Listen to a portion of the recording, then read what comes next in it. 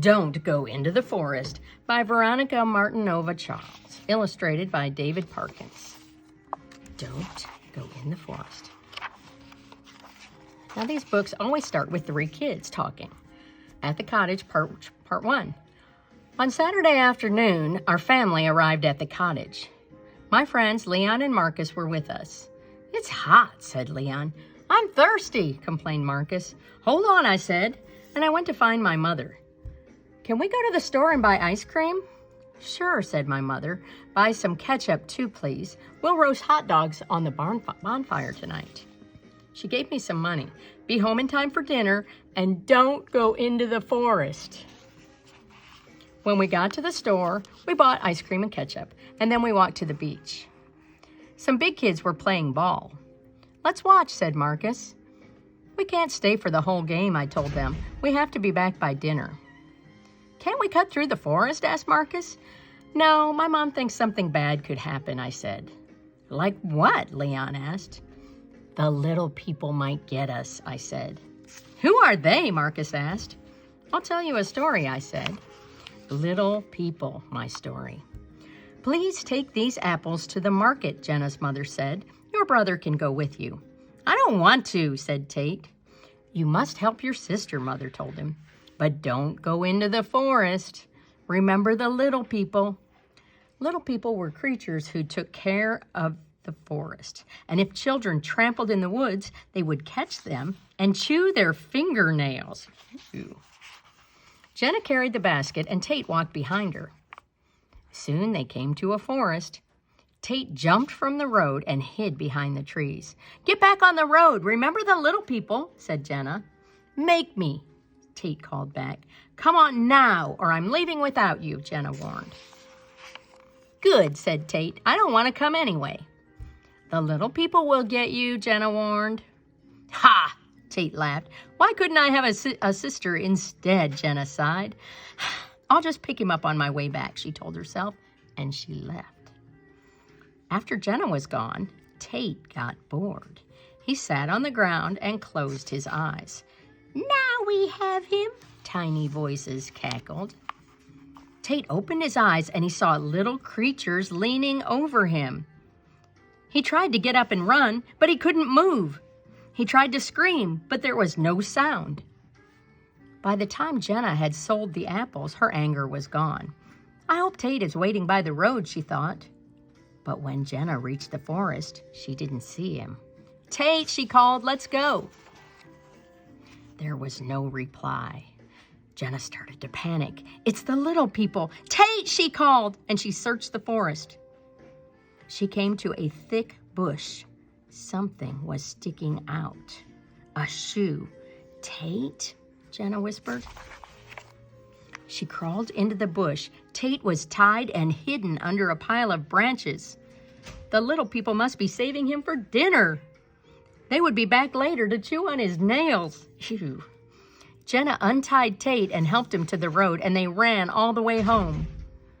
When they were safe, Jenna said, next time, do as you're told. And Tate said he would, and he did. Cool, said Marcus. Do you think that story is true? Maybe, I said. There are lots of spooky things in the woods, said Leon. Have you ever heard about the pot woman? No, we replied. Tell us. Pot woman, Leon's story. Gil lived with his grandparents near a forest. You can play in the yard, his grandparents told him, but don't go into the forest. Years ago, your parents went in there and they never came back. At first, Gil did as he was told, but as he grew older, he began to wonder, why can't I go into the woods? What happened to my parents? Finally, Gil went into the forest. There was a path. I'll follow it, he thought, and see where it goes. He didn't notice that it was getting late, and soon it was too dark to see the path. I'll never find my way back now, Gil thought. Tomorrow, when it's light, I'll find my way home. Gil tried to sleep, but he heard strange sounds coming from the ground beside him. He dug into the dirt and found a skull. It was talking. "Listen," said the skull. "A woman lives in this forest. She walks among the trees carrying a big pot. She points the pot at any people she sees, and it sucks them in. Then the woman eats them. She eats everyone who comes here. She ate me too, and she will eat you too." "What can I do?" asked Gil. "Hide, or the pot woman will find you," the skull said. And all that night, Gil dug into the ground with his hands, and when the hole was deep enough, he buried himself, leaving just one eye and his nose uncovered.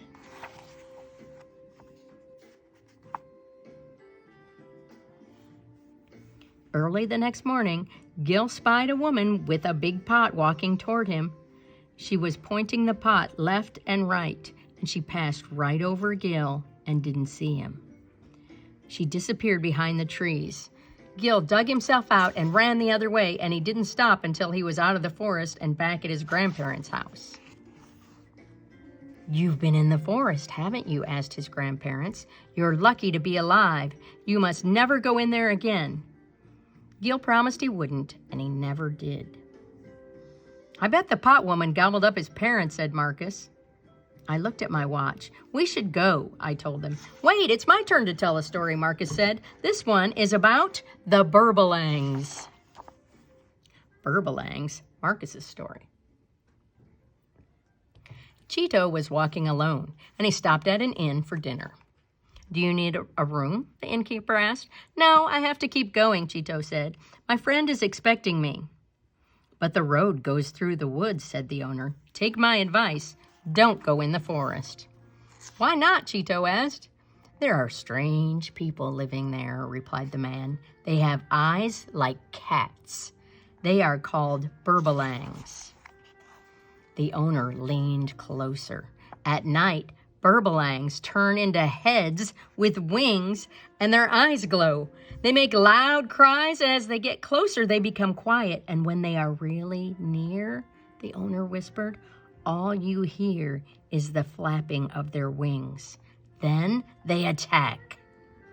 "Nonsense," said Cheeto. "That is a silly story told to scare children. I'll be on my way." It was warm, still night. Tall trees looked like giants beside the road, and after a while, Cheeto came upon a few houses.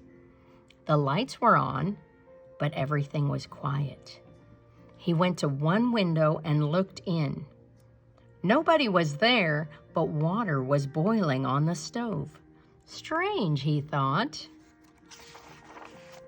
Then he heard crying. He looked around.